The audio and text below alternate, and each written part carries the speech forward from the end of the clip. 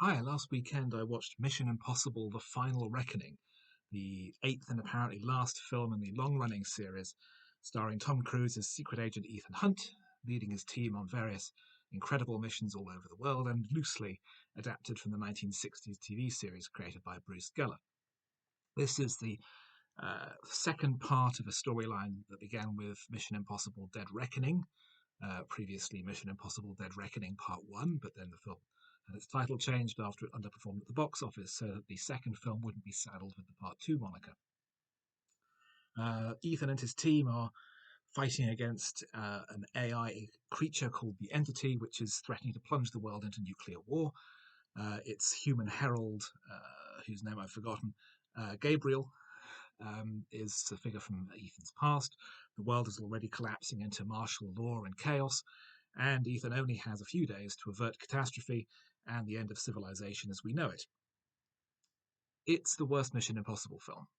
Um, it's saddled with so much very heavy continuity and mythology for a series that has generally been quite light footed and lacking so much of the excessive world building that increasingly bogged down the recent run of James Bond films. I come to see the Mission Impossible movies as the inheritors of the Bond crown, that the Bond films are going off and being more serious and more dark. The Mission Impossible films were keeping it light and exciting and breezy, with incredible stunts and globetrotting, all the things you would expect from a classic Bond film, but reskinned in a new environment. But this is just copying the style of Spectre and No Time to Die. It's very serious. It's massively overlong at 2 hours 50 minutes. I was getting bored during some of the big action scenes because they were just going on for so long.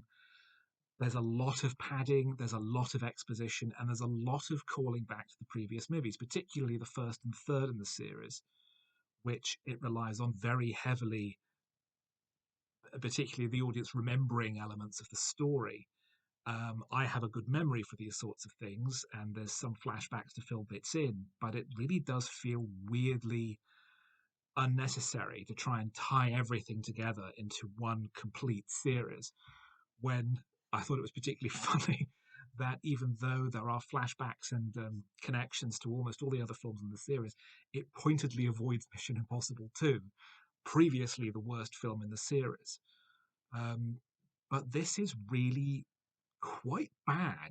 Um, I joked before the film came out that there would be a reveal that the ultimate villain was Dan Briggs, who was the leader of the team in the very first season of the TV show, played by Stephen Hill, before he was asked to leave or resigned or something, and replaced by Peter Graves, who played Jim Phelps, the character that carried on for the rest of the TV series, and then played by John Voight in the first film. I also said that the film would conclude with Tom Cruise absorbing Dan Briggs's life power to become the Mission Impossible. Both of these predictions were jokes, but they are weirdly a lot closer to the movie than I was expecting. The messianic chosen one element of the story felt really uncomfortable. The unnecessary callbacks, not even the ones that are related to the actual plot, but the weird unnecessary callbacks felt very strange and very out of keeping with the rest of the series. A series that prides itself on forward motion and energy and color and movement. This feels stodgy and staid and lacking a lot of excitement, lacking a lot of color and energy and lightness. It's very disappointing to see the series end this way because Dead Reckoning in particular, I thought was the best film in the series. It got everything right. It had the color and the light and the energy. It got the tone right. It had great action. There was a big threat, but it wasn't overwhelming the tone of the story in the same way that Moonraker, the James Bond picture, is about potentially the end of the world, but it's also light and fleet-footed and fun.